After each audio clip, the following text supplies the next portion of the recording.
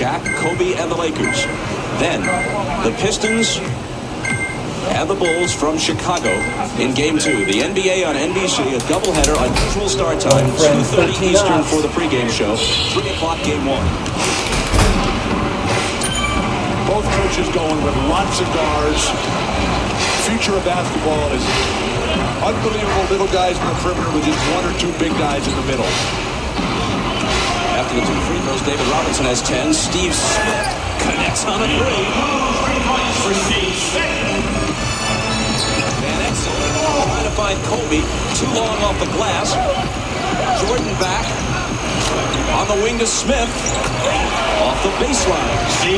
Now, Steve Smith was another one of those guys who grew up in Detroit, came to my camp when he was in high school, out of Persian High School. Jordan spinning ahead. Saving it, intending it for Smith, but now Gary Payton has it. Van Exel into the lane. Nick Van Exel. Dick Van Exel grew up, only child in Kenosha, Wisconsin, halfway between Milwaukee and Chicago. He said his dreams as a kid was just to go to Division I and be on TV every now and then. Now here he is at the ultimate game. Kobe Bryant couldn't stop Michael Jordan. Robinson came over to try to help on a double team, but Michael hit the hoop anyway. You know, the players want to see Michael and Kobe go at it. Every time one of them gets the ball, they kind of let them isolate and go one-on-one. Bryant tries to answer at the other end. It's no good. Duncan misses the little hook, and Kobe has it back. Antoine Walker with the steal. Sometimes in this game, it's hard to recognize right off who your teammates are. Here's Smith for 3. And Steve Smith is on fire. He and Howard Isley were in the same camp of mine. Rashawn Leonard, all those guys. Van Exel floating through the air, and Jordan has the rebound. 67-51 East. All those campers listening to those lectures you gave. Well, not only the lectures that I was giving, but Magic Johnson was there, Mark McGuire was there, George Gervin was there. We used to have some great games out the camp. Jordan gives it up to Kemp inside. Robinson deflects the shot, and his teammate Duncan has it. Last minute of the half. Duncan can't finish it, but Payton can. Now that's the creativity of the young guys. Kobe Bryant just made a dribble move on the run that I've never seen before. He took it behind his back the reverse way and then dished it off to Tim Duncan. Jordan stuck at 13 as that one spins out. The West guards are rebounding the long ball better than the East. Van Exel. His lead cuts the East lead to 67-56. But that's the first three-pointer for the West today in 8 attempts. Senior season halftime for a very special New York Broadway presentation. Antoine Walker backs up, cranks up a 3. Bryant with the rebound.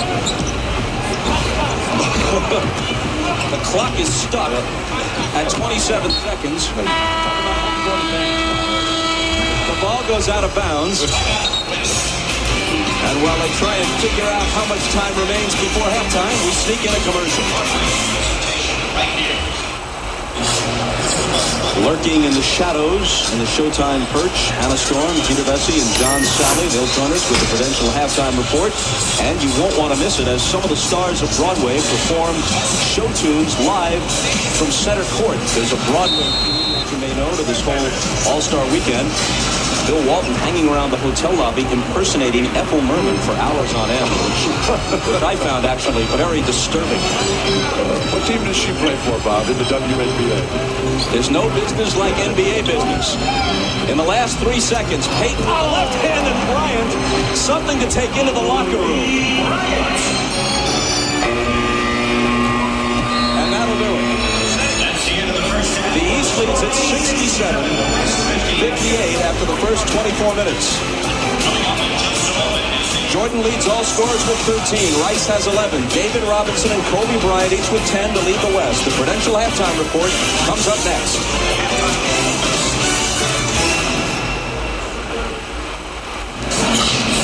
I'm Myron Shard back in Madison Square Garden. I'm joined by Michael Jordan. Now, everybody is excited about this showdown between you and Kobe. Now, how do you see it the first half? Well, first of all, I don't consider it a showdown, but I think that, we both are trying to do our job to entertain, and we try to play as hard and not try to isolate ourselves away from the rest of the players. So, I mean, in the mix of that, we will have our times where we go one-on-one, but I'm not going to try to do it too often because I don't want to take away from the other guys being here. But you will not shy away from that isolation. I will defend myself without a doubt. All right, let's go down to Jim who's with Kobe. Jim? All right, thank you very much. Ahmad will get the response. You're not shying away at all from Michael. You're going after him, aren't you, Kobe? I'm just having fun. I'm having a good time, man. Michael's a great player, one of the best players of all time. What better way to learn the game than going at him? But you've issued a bit of a challenge, and he's got his pride up, doesn't he? Oh, yeah, me too. And that's how you play the game, man. And that's how I grew up playing the game, and I'm sure he did too, and every player out here as well. So that's what makes this game interesting. Now, there have been a couple of smiles exchanged between you two. Have there been any words? No, not yet. All right, Kobe. Good luck in the second half. All right, Bob, he's coming after him. As most of you know, Michael Jordan bypassed the All-Star practice yesterday, had flu symptoms, temperature of 101, took antibiotics, rested, declared before the game that he felt much better. And in this game, he's already bypassed Elgin Baylor, Julius Erving, and Bob Pettit with his 13 first-half points, and now trails only Kareem and the Big O in the all-time annals of All-Star scoring. He had a couple of steals in the first half, and now, Isaiah, you must give it up. But look at that list. That was the only record that I had that he hadn't got yet. Now he's taking everything. He took the championship trophy from me. He took the All-Star trophy from me. Now he's taking the All-Star steals. He has ransacked the entire village.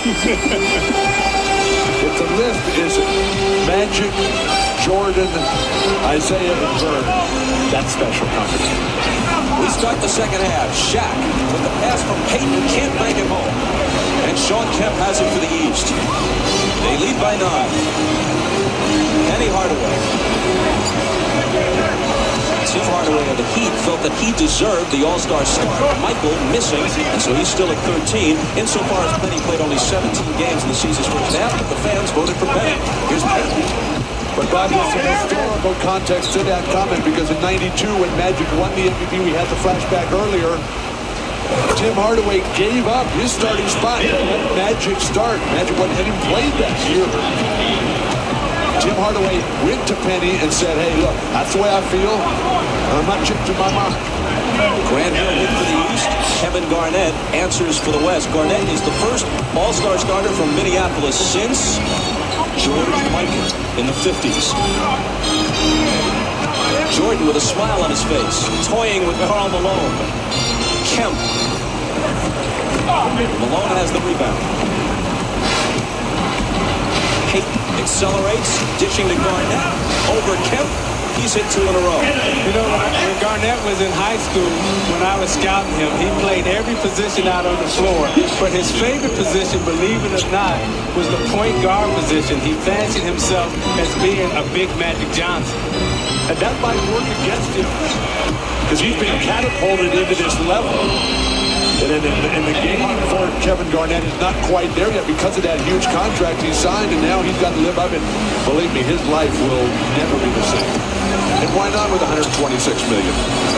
Shaq missing the fadeaway, and Kemp has the rebound. Mutombo had the last basket off a Penny Hardaway pass for the East. John Kemp has quietly put together a nice game here this afternoon. Hard to do anything quietly, though, in this game. Understatement is not the point of the round tonight. Here's who's on the floor right now.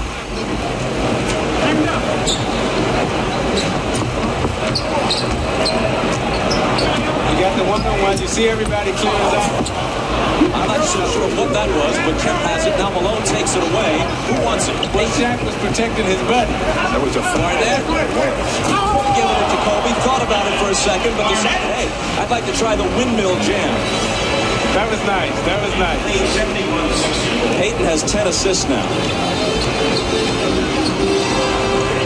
Remember, Peyton had 15 assists in the game that Mitch Richmond won the MVP back in Phoenix. Shaq really closed it down the middle. Mutombo. You know, when we talk about Penny Hardaway starting, or or Kevin Garnett, who might not be the best player right now on his own team with Stephon Marbury and Tom Gugliotta. Someday he'll be the most valuable property there, no matter how good Marbury and Gugliotta may be. But it's a matter of who the fans wanted to see, like this guy, Kobe Bryant. The starters, at least, are the province of the fans. The reserves voted on by a consensus of each conference's coaches. Kobe, Jerry Reynolds, who used to coach Sacramento, now their director of player personnel, said, look, we accept it's a popularity contest. If you put Little Penny on the ballot, he'd start. That last play, though, by Kobe Bryant is an example of what he really needs to do to get to the next level. Being able to score off his own control when everything is too far extended. The only player who really does that, though, right now is Michael Jordan. Big Penny misses. West back with the ball. Tip away by... Which Penny is that? That would be Big Penny. Okay. And the kid, Garnett, misses. Here's the finals matchup right now. The Jazz swept their 2 games during this regular season against the Bulls. Beat them in Chicago and in Salt Lake City. Hill floats. Doesn't hit it, but the tip is there for Sean Kemp. Bryant ahead to Shaq. Mutombo all over it and wrestles him down. Mutombo told us Friday he wasn't giving up anything. He said no free lunch, no free chili. If Shaq gets it underneath, I'm fouling him. I'm not giving anything. Shaq out in transition, the absolute best player in today's game, a big man up and down the floor. Now Shaq told me that he asked for 100 tickets. He only got 20. How disappointing. Well, Shaq, with a somewhat checkered all-star history, he's been selected all 6 years he's been in the league. Last year he was injured, didn't come to Cleveland, took some criticism for not showing up to be honored among the 50 greatest of all time. In '94, playing for the East, George Karl, this year's West coach, George coaching the West for the 3rd time, doubled and sometimes triple teamed and held him to 8 points, and Shaq was really steamed. Here's Michael from 20. He's missed 3 in a row in this second half. And in '96, Shaq had 25 points and 10 rebounds in San Antonio. Jordan steals it, sets Penny up. He juggled it away, so he couldn't go into the full-fledged act there, so he just kind of lays it in. And Shaq in '96, playing in San Antonio where he went to high school, felt that maybe he should have been the MVP, and they gave it to Michael Jordan instead. So he's had some all-star disappointments, even though generally he's played well in the game. Malone with the basket at the other end. Won that All-Star game last year in Cleveland. Shaq had a great game, but Michael Jordan did something that hasn't been done in an All-Star game ever. He recorded a triple-double. So Jordan deserved the MVP, which he also did last year. Now that move that Shaq just performed is something that he's been working on. And as Shaq gets older, his game continues to develop and grow in the low post. He's starting to find his way. He's starting to find his space in the low post. And he pays Mutombo back for the slam. Doesn't he name each of his moves? And I believe that this particular move, the spin move off the baseline, he has dubbed the Black Tornado. It blew Mutombo away, I'll tell you that. 80-69 East. Back to the NBA All-Star Game on NBC after this. Dikembe Mutombo at the line, as you may know, grew up in Zaire, which is now, after much turmoil, once again the Congo. But when it was Zaire, he, as an 8-year-old kid in 1974, stood in the back of the stadium, stood on top of a crate to see over the crowd to watch Muhammad Ali fight George Foreman in the Rumble in the Jungle in 1974. His mom ran a concession stand at the stadium selling soda and snuck him in as an 8-year-old to see the fight. Bryant missing. And Dikembe still goes regularly back to Africa, his native country, and he's planning on building a couple of hospitals there. Raises a ton of money. He's bringing the entire NBA over there for a big All-Star game next September in South Africa, Bob. Maybe not the entire NBA. Well, enough to play a game. A few hundred would swell the population.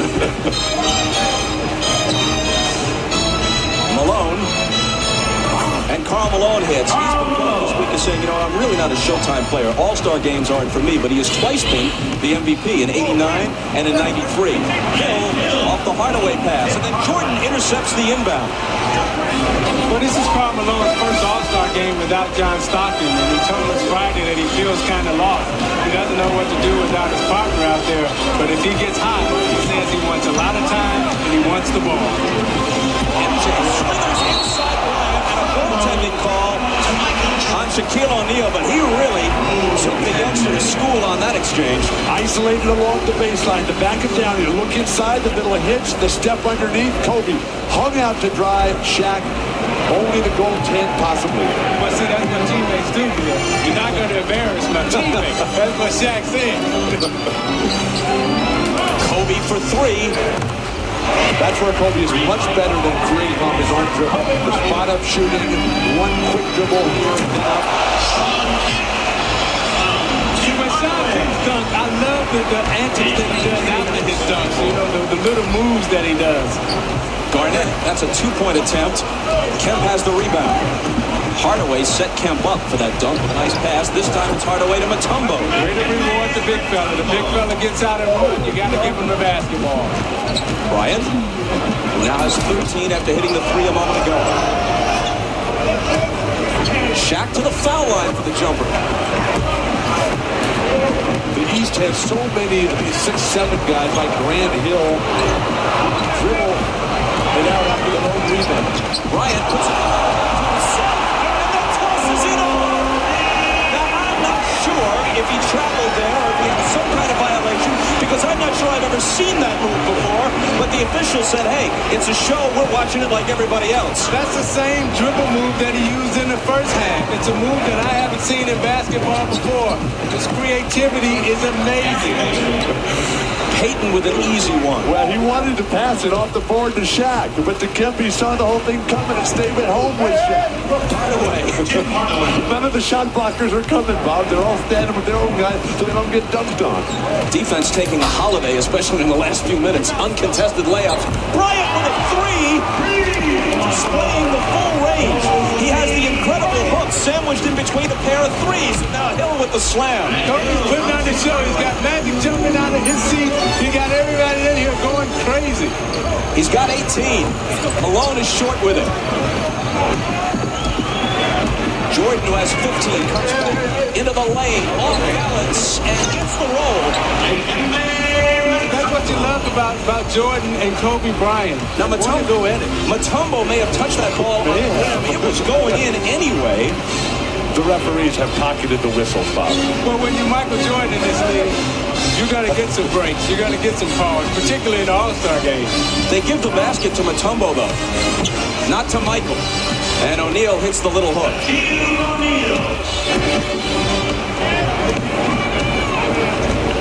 Back comes Hardaway.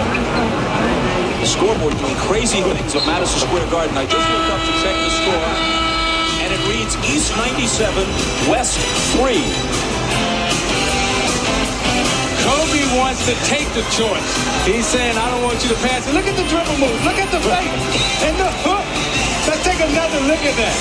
I've never seen this before. Behind his back, to himself, to his right hand, and the Kareem sky hook. You're not that old that you've never seen that move. Magic jumper. Look at that. I don't think Magic's ever seen it before, but he loves it. And now Kobe from the outside. And this is a deep, long three right in front of, I love this game. And he laughs and gives us a wink. The highlight reel is what it's about, but just for the books, it's 97-83. Welcome back to Madison Square Garden. I'm Jim Gray. A spectacular show by a 19-year-old young man, Kobe Bryant, is mesmerizing this entire crowd and the entire NBA, all of his peers. Look at this move. He's shooting 7 for 16 from the field. Kobe, Isaiah Thomas and Bill Walton have seen an awful lot of basketball. They said they've never seen a player move like that. Where'd you learn that one? Just really just playing on the playgrounds in Philadelphia. When I came back from Europe, I picked up a few tricks here and there. Now, how much did you practice that for this game specifically? Not much. So I get in this game, I just basically try to play off of instincts. Now, come on. You had to practice that a little bit. You told me you had a little something special. Was that it? No, not yet. Not yet. You got something else in there, huh? If I get the opportunity to, I will, yeah. 18 points. You think an MVP at all if you can come back? Oh, no, I don't know. I'm just out there playing. All right, Kobe. We look forward to the next trick, Bob. Gary Payton hit a three while they were talking. Well, if that's not the A-list move, I'd love to see what is. That's not the secret play, he says. Kobe Bryant from Philadelphia, the All-Star game is there next year, and he has said that his goal was to make the All-Star team in his third year so he could play in Philly. He jumped it by a year, and it's obvious that he belongs. Well, it's amazing the things that the young guys coming into the league are thinking about in their minds. I never would imagine that a player would ever try a move like that. So Kobe talked about being over in Europe and learning that move when he came back.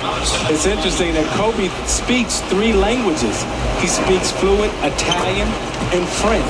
And he also scored 1,100 on his SAT and is still continuing his college education while he's a professional basketball player. Amazing young man. Studying at UCLA, I might add. You want everybody to be at UCLA. That's right. I wanted you to come there too. Have you ever seen anybody better at 19 than Kobe Bryant? I've never seen anyone with the skill set and the maturity that he has at 19 and the total understanding for the entertainment package. Magic, myself, Michael Jordan, all of us, when we came into the league, we understood how to win championships, how to play basketball. But Kobe, at a very young age, understands the entertainment of basketball and understands how to get on the stage and entertain and perform. The 2 best that I ever saw at 19 were Kareem Abdul-Jabbar when he was a youngster at UCLA, and then Sabonis, now the center for the Portland Trail Blazers. When he was a 19-year-old player before the injuries and before he put on the weight, he was a 7'3" Larry Bird who could do everything. But did he understand how to bring the fans into the game and how to make them say ooh and ah? He didn't have to. Here's Van Exel. It's in and out, and Jason Williams has the rebound. When you saw the high scores a moment ago, Jordan at 17. They changed that basket back again. Remember, Jordan took the jumper. Mutombo might have been guilty of an offensive goaltend, but he shoved it back home. And at first, they gave the basket to Dikembe, and now they've changed it to Jordan. So give Michael 17. Here's Eddie Jones driving. Vin Baker comes away with it. The ball out of bounds to the west. Just so nice to see David Robinson back in this game, Bob. I mean, a year ago with the back injury and the foot surgery where they put the pin in there, he didn't believe himself that he was going to make it back. Mitch Richmond short with the 2-point attempt. Williams has not scored in this game, but he has a bunch of rebounds. He's got 6 of them in limited duty. Here's Tim Hardaway tossing one up, no good. But Glenn Rice is there for the follow. You know, when we talked to David Robinson Friday, he told us when we were standing on the stage, Bill, with the 50 greatest players, it killed him not to be in that All-Star game in Cleveland. And he's so pleased with himself that he's been able to come back from the type of surgery that he had and made the All-Star team again. Van Exel running through the lane and tossing it home. While we're on the 50 greatest players, it was amazing that Isaiah Thomas was the only guy there who none of his teammates were on that 50 greatest roster. That's how good this young man was. Van Exel racing back the other way. I didn't realize that, Bill, that I didn't have a teammate there until I went to talk to you, and you were standing there with 5 Celtics. And then it dawned on me, that's why we couldn't beat you. The players on those teams. David Robinson has been playing with a bad shoulder for a while. He comes out rubbing it there. He got the penetration in the lane, and he cups it and finger rolls it. As he drove through the lane to protect the basketball, he cupped it so he can bring it out and finger roll it, a la George Gervin. East has led all the way. They're up now by 11 with 17 seconds to play in the third quarter. Robinson cuts it to 10. Nick Van Exel was especially appreciative of the encouraging words all season long by his good friend but opponent, Gary Payton, who was constantly said, Nick, you'll get there one day. Just be Rice was hammered, no foul call, slings it the other way as the buzzer sounds. Well, they were at the top of the marquee coming in, and they're doing it through 3. The East by 10. This, as you no doubt are aware, is the NBA on NBC, and we're back after these messages and a word from your local station. Welcome back to the All-Star Game. I'm Jim Gray, the creator, the innovator of Showtime right here, Magic Johnson. Have you ever seen a young man like Kobe Bryant, so confident at his age and so mature? No, never. I think that he show you things that a lot of, what are you talking about, 19-year-old, a lot of guys 25 and 30, 35 can't even do. And that move down there, which is unbelievable, his creativity and the fact that he thought and believed that it would go in was just amazing. And Isaiah, he understands that because he got moves like that himself. Now, you talk a lot with Kobe, obviously, since you're with the club quite a bit. Yeah. He got your locker. How thrilled was he to have 32's old locker? Well, he said I was always his idol, so it made me feel good. But I think the main thing is we're bringing him along as slowly as possible. Well, you've been trying to until tonight. What is this going to do? Kind of ruin that process, didn't it? I know, but we still want to do that. I just hope Michael Jordan stays around one more year to really, again, show him what a professional is like, to show him that he still must improve on his basketball game. And then if he can do that, then I think Kobe will be all right. But he needs Michael to stay around to really still show him, to still be the teacher, and he can still be the pupil and learn from Michael Jordan. Now, have you conveyed those thoughts and that sentiment to Michael Jordan that you would like to see him stay? And are you trying to talk him out of leaving? Yeah, I told him that yesterday as well as today. And I also talked to Kobe about looking at him and really not trying to pattern his game after him, but look at him and what he has accomplished. But not only what he has accomplished, but how he has accomplished it. He's always added something to his game. He's always in the gym practicing. This is Michael Jordan I'm talking about. So now, Kobe, you have to do the same thing. Was Michael receptive to what you said, and you think he has an open mind about returning? Well, I think he has an open mind. I think right now he'll probably wait to the end of the season to really find out, okay, what the Bulls going to do, who's going to be there. Without Phil Jackson, he's never going to go back to the Bulls. That's over. But if Phil remains, then I think there's a great possibility. But, hey, this is the Mecca right here, New York. Hey, it might be a possibility here or L.A. He has to have a center stage. He can't be with just any team. He has to have a stage. And what bigger stage than New York or somewhere? Magic, great to see you. Always a thrill. Tell my boy Isaiah, hello, Bob, hello. Isaiah, nobody can do it like us, though. See, we had this game moving up and down, baby, up and down. All right, Magic. Isaiah, I feel you. Now, you guys going to go kiss again, or? Well, that's my brother, and I love him. And while we consider the possibility, let's step aside for a commercial. It seems like the best plan. Well, moments ago, while we were away, Magic Johnson answers the question. It is now an official game. I was interested in Magic's comments, hoping and urging Michael Jordan to come back. I think he should come back. I hope he does come back. I was talking to Bill Russell, who was my favorite player when I was growing up.